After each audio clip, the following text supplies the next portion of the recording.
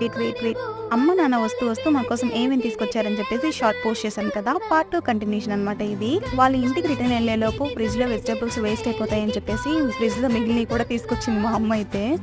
Next ఇది వచ్చేసి బెల్లం మిఠాయి అనమాట. మీలో ఎంత మందికి ఇది తెలుసు? నెక్స్ట్ ఇవి వచ్చేసి నా హస్బెండ్ ఫేవరెట్ స్వీట్ అనమాట, మలై కాజా. నెక్స్ట్ ఇవి వచ్చేసి నా ఫేవరెట్ స్వీట్ పాలకోవా.